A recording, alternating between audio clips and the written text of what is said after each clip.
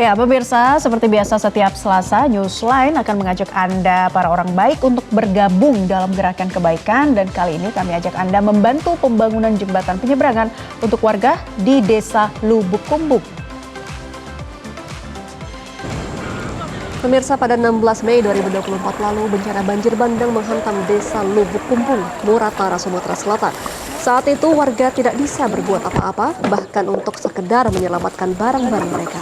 Kedalaman banjir setinggi 4 meter ini menelan 2 korban jiwa. Selain itu, banjir juga merusak jembatan gantung yang menjadi lalu lintas utama warga. Kini sudah sebulan lebih lamanya warga kesulitan dalam beraktivitas. Jembatan tersebut menghubungkan anak-anak untuk ke sekolah, menghubungkan warga ke masjid, dan menghubungkan penduduk desa lama dengan desa baru seberang sungai. Warga akhirnya membuat perahu yang dirakit dari bambu untuk menyeberang sungai yang lebarnya 60 meter. Warga tidak sanggup untuk mengeluarkan biaya membangun jembatan baru, apalagi mereka baru saja mengalami bencana. Rata-rata pekerjaan warga merupakan petani yang penghasilannya hanya untuk kebutuhan sehari-hari.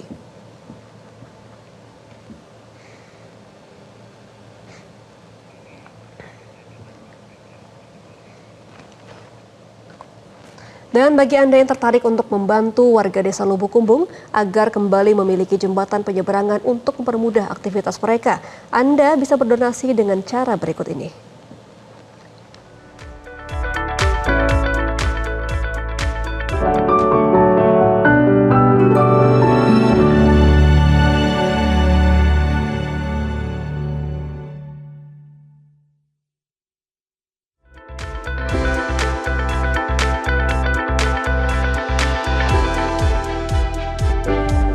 Dan untuk membahas lebih lanjut, kami akan ajak Anda berbincang melalui sambungan Zoom dengan Koko Triantoro selaku relawan. Selamat sore, Koko. Ya, kami belum bisa mendengar suaranya. Mas Koko, boleh dibuka audionya, di-unmute. Oke, selamat sore Mbak Naila, Mbak Gemma, bisa dengar suara saya? Baik, selamat sore Mas Koko, boleh diinformasikan sebelum kita tanya-tanya lebih jauh mengenai kondisi yang ada di sana, seperti apa kondisi warga pasca banjir bandang yang terjadi sebulan lalu ini sampai ketinggiannya 4 meter ya? Ya, jadi benar sekali Mbak, jadi saya ingat sekali saat itu di 16 April Mbak 2024, di mana tanggal tersebut itu harusnya adalah hari pertama masuk sekolah kami di Musirawas Utara pasca liburan di Lebaran Hari Raya Idul Fitri gitu. Nah, tapi di 16 April itu terjadi bencana banjir yang luar biasa, dan itu menurut pengalaman warga sini itu adalah pertama kali banjir yang sangat besar Mbak, sehingga menghantam jembatan yang salah satu akses menuju ke sekolah. Bahkan warga muslim yang juga menunaikan sholat harus menggunakan rakit gitu. Jadi di Desa Lubuk Kumbung ini benar-benar luluh lantah, selain rumah yang rusak dan juga jembatan yang rusak seluruhnya gitu. Oke, berarti sejauh ini aktivitas warga ini sangat terganggu ya untuk sehari-hari. Seperti apa sih Mas penggambarannya di sana? Ya, jadi karena itu salah satu akses untuk menuju ke sekolah dan bahasanya akses utama untuk warga. Jadi saya ceritakan di Lubuk Kumbung itu ada dusun lama bahasanya ya, dan ada dusun baru yang dia lebih dekat ke jalan besar gitu. Nah, untuk menghubungkan dua dusun ini ada satu jembatan ini gitu Mbak, dan ketika jembatan putus ini ada 130 siswa yang setiap hari itu harus ke sekolah menggunakan rakit bambu ini. Begitu juga warga muslim, dan ketika kita berkunjung juga ke sesama dusun itu harus menggunakan rakit bambu ini gitu. Jadi bayangkan rakit bambu ini kita gunakan untuk sekian banyak warga. Saya mendapat informasi dari sekretaris desa itu ada 1.200 jiwa di Desa Lubuk Kumbung gitu Mbak. Baik, sehari-harinya lebih dari 100 siswa yang harus bermobilisasi begitu ya menggunakan perahu bambu ini. Nah, ini kan dikatakan sangat beresiko ya Mas Koko, tidak ada jalur lainkah yang bisa ditempuh? Ya, sangat berisiko sekali Mbak, apalagi pada saat arus debit air itu tinggi, dan saya menyaksikan sendiri karena ini berada di kecamatan saya, dan waktu itu kami pertama kali juga berkunjung bersama Kepala Dinas Pendidikan Musirawas Utara mewakili Pemkab itu, mau tidak mau karena ini adalah satu-satunya akses Mbak yang bisa kita manfaatkan, kita bisa tempuh untuk ke sekolah dan ke masjid gitu Mbak. Jadi memang ini satu akses utama, dan ketika debit air tadi saya katakan naik itu, ya ketika berisiko mau tidak mau mungkin sekolah hari itu ditiadakan dulu ya, karena memang harus menaiki rakit bambu yang begitu sangat rawan gitu Pak. Ya, Mas Koko, ini kan jembatannya juga hancur gara-gara banjir kemarin ya. Nah, sebelumnya itu memang Benar. kondisi jembatannya sudah lemah, sudah rusakkah, dan terbuat dari apa? Kok bisa sampai rusaknya cepat begitu? Sebenarnya jembatannya sudah bisa dikatakan permanen ya, walaupun memang hanya bisa dilalui motor, tetapi memang itu spek dari bangunan tentunya Pemkab tidak main-main, artinya memang bangunan fondasi jembatan itu sangat kuat sekali, terbuat dari plat, kemudian juga gapuranya juga cor-coran segala macam. Nah, tapi saya katakan tadi di awal Mbak, karena memang ini adalah sejarah pertama kali banjir yang cukup besar di Muratara. Sebenarnya tidak hanya satu jembatan ini, ada 18 jembatan yang putus akibat dampak banjir kemarin gitu. Tapi kita up ini karena memang anak-anak sekolah membutuhkan bantuan itu. Jadi kalau bangunan jembatan itu sebenarnya tidak diragukan lagi, dan itu memang masih layak karena memang banjir bandang cukup besar, dan tentunya ada material-material bambu segala macam yang menghantam jembatan sehingga jembatan itu harus terpaksa putus begitu Pak. Baik.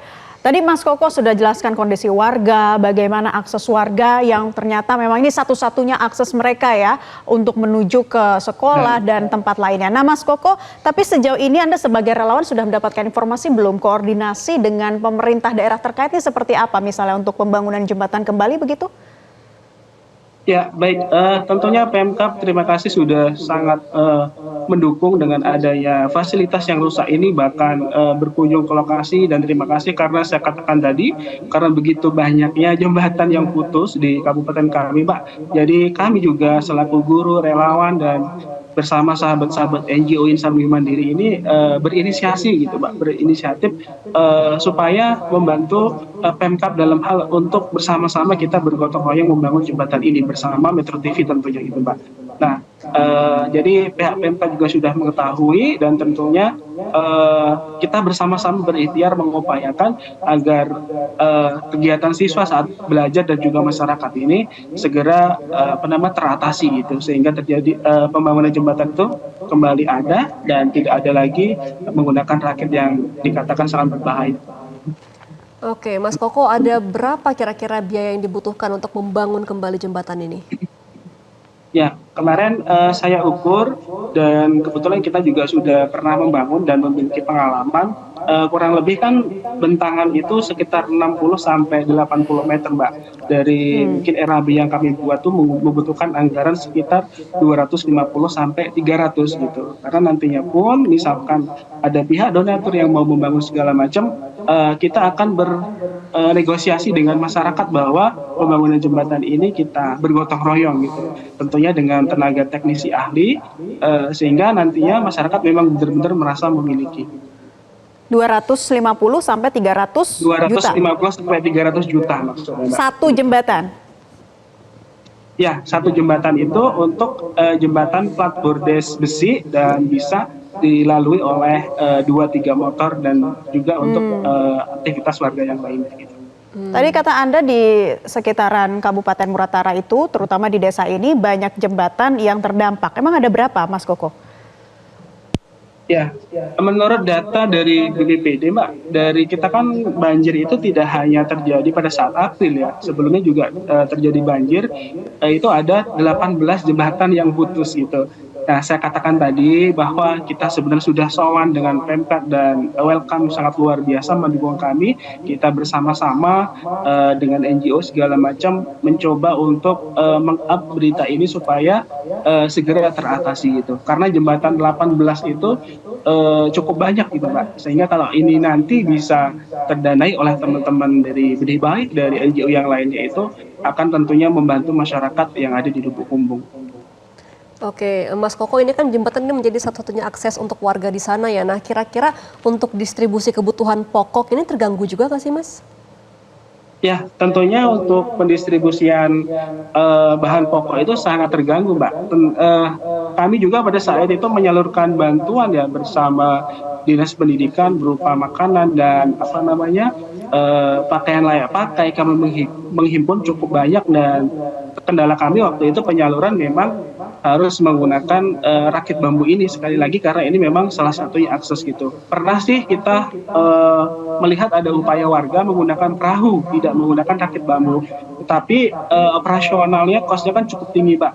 Warga mungkin harus membayar karena ada kebutuhan BBM, perahunya segala macam sehingga warga berinisiasi menggunakan manual. Dalam hal ini adalah rakit bambu yang penyeberangannya pun dibantu oleh wali siswa atau warga setempat gitu. Baik, Mas Koko, Anda sebagai relawan dan juga guru pengajar di sana, bisa Anda informasikan juga bagaimana kondisi anak-anak yang sebetulnya mereka semangat ingin sekolah, tapi harus terkendala dengan kondisi seperti ini, menggunakan rakit bambu yang sangat beresiko. Bisa Anda sampaikan, Mas Koko, terkait semangat dan juga anak-anak yang ingin tetap bersekolah di sana? Ya, pada saat kami berkunjung ya dengan teman-teman guru dan dinas pendidikan di sana karena banyak siswa terdampak, ya kami dalam hati kami miris dalam artian mereka itu berada di memang lokasi yang bisa dikatakan daerah 3T, Mbak, yang jauh lah dari akses begitu. Nah kemudian ketika kita berkunjung, mereka itu membersihkan puing-puing dari kursi mereka dan membersihkan tanah yang masuk di kelas mereka. Dan sementara itu kan hari pertama mereka yang seharusnya bahagia ya menyambut setelah liburan begitu, Mbak. Ya kami terasa miris dan tentunya kami memberikan semangat trauma healing kepada mereka bersama teman-teman guru penggerak gitu kan. Nah dari situlah kami timbul inisiasi dan tentunya kami memohon izin pada pihak terkait pemerintah bagaimana kalau kita ini bersama teman-teman NGO kita supaya kita bersama-sama menyelesaikan persoalan yang ada di Lubuk Kumbung ini gitu. Jadi untuk semangat siswa di sana itu luar biasa. Meskipun sekolahnya sudah berada di daerah titik dataran tertinggi, tetapi memang karena banjirnya cukup besar, jadi sekolah mereka juga terdampak banjir. Baik, Oke. ya. Baik, terima kasih atas pemaparannya ya Mas Koko Triantoro selaku relawan dan juga guru di sana. Semoga dengan adanya dialog ini juga membuka hati para pemirsa Newsline untuk menyumbangkan sedikit kekayaan mereka agar membantu anak-anak di sana. Baik, semoga lekas terbangun ya jembatan yang diharapkan melalui program dari Benih Baik ini bisa mempercepat proses dari pembangunan jembatan untuk akses warga dan juga akses pendidikan anak-anak di sana. Jelajahi cara baru mendapatkan informasi. Download Metro TV Extend sekarang.